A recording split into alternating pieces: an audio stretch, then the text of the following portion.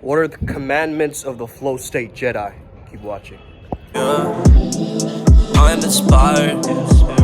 I'm inspired.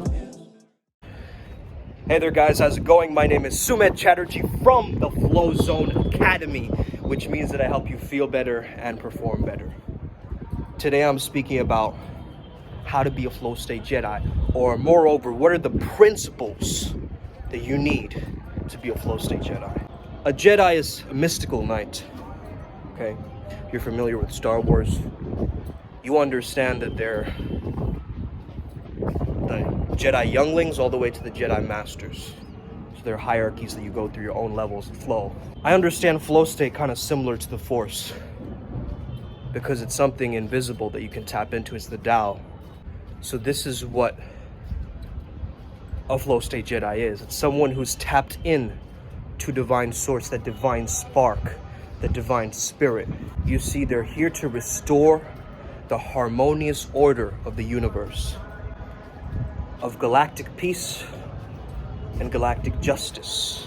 What does it mean for you to be a flow state Jedi? What are the 10 principles that you need to become a flow state Jedi? The first thing you need to learn is an ability to soothe your internal world, to come back to this idea that I can handle any emotion, okay?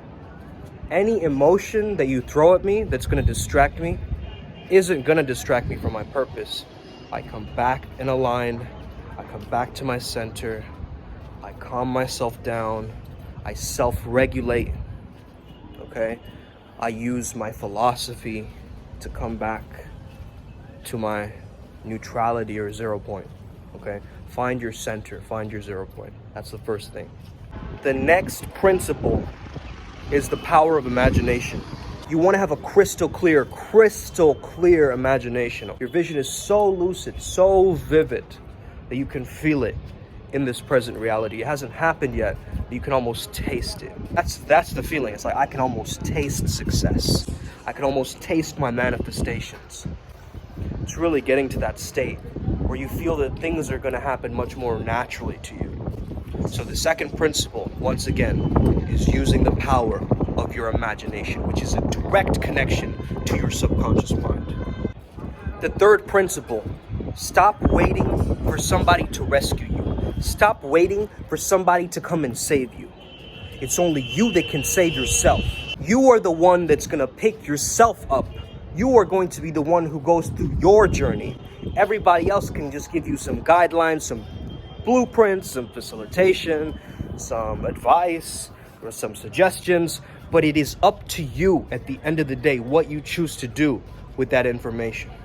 Is it giving you implementation velocity, or is it actually slowing you down and making you more confused and in your head about stuff? Okay? So that's the thing.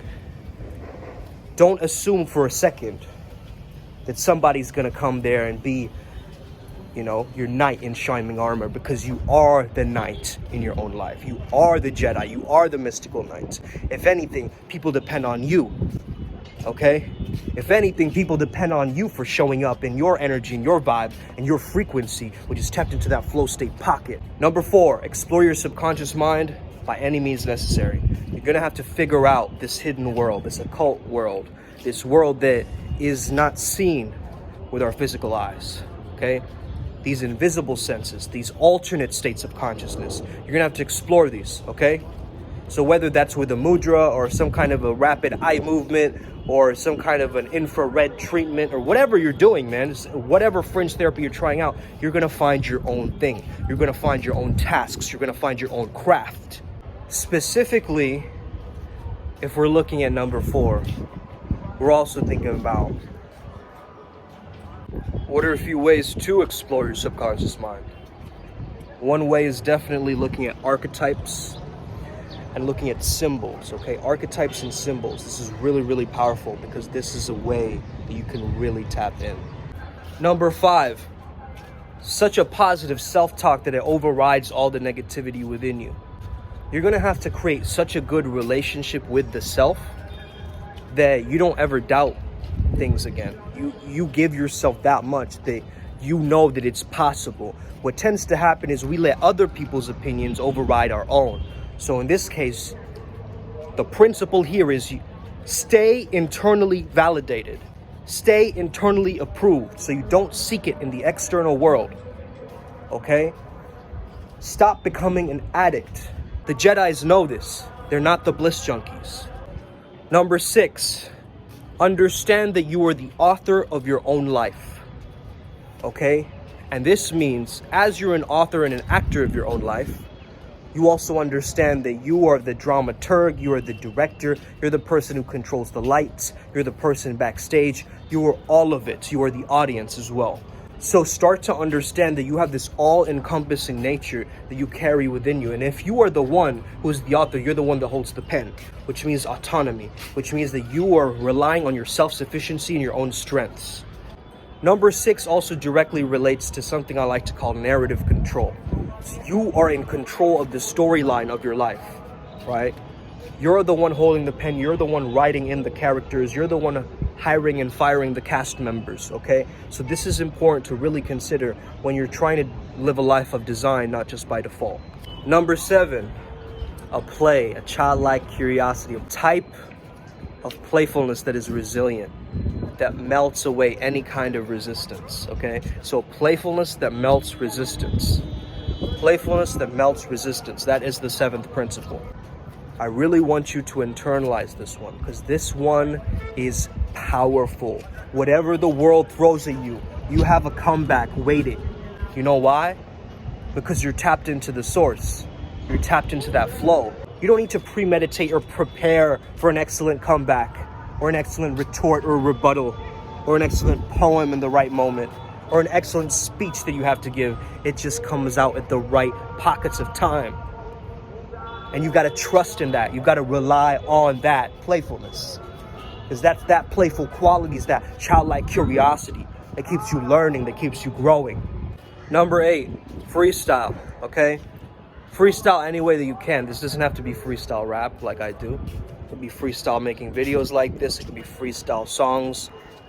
It could be freestyle writing, automatic writing. It could be improvising, just being a goofy character. It could be improvising on the spot as you're trying to think of different things to do or say. It could be improv comedy, okay? But any kind of improvisational thing that you're doing, where you're tapping into that spontaneity, it becomes important as you're looking at spontaneity as a principle. Because anything can happen at any time. Like, for instance, there's a crow behind me right now.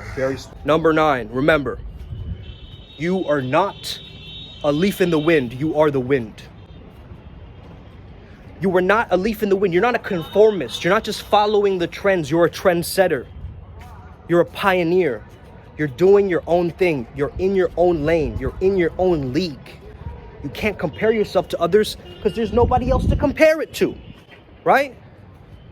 How can you possibly compare you, the unique fingerprint and the individual that is you, to somebody else who has a different life, different timeline, different past lives, different frequencies, different energies, different lifestyle, different everything? No, you got to find your own path for you. What I mean by being the wind, it means you are everything and nothing at the same time.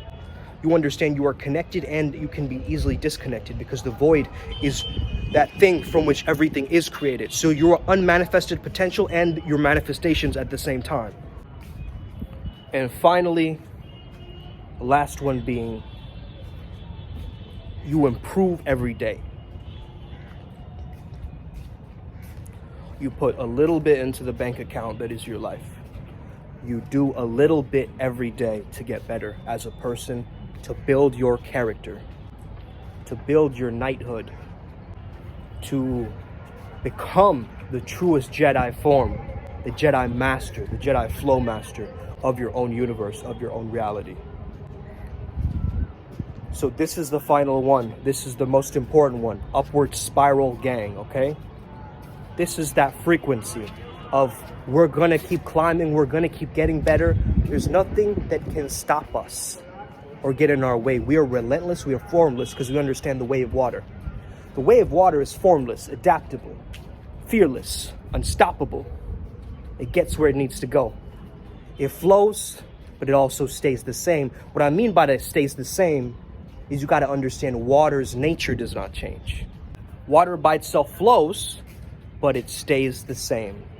Once you understand this paradox, you understand not only Bruce Lee's principle, but this way, this way. All right, let's get it today. Upward Spiral Gang, you already know what it is. Hit that like button, hit that subscribe button, hit that notification bell. You know that this is a spiritual movement waiting to happen. Let's get it today, Upward Spiral Gang. Thank you for the day ones who have been with me on this channel. This is the first day that I posted ever since COVID hit. Let's get it. Os!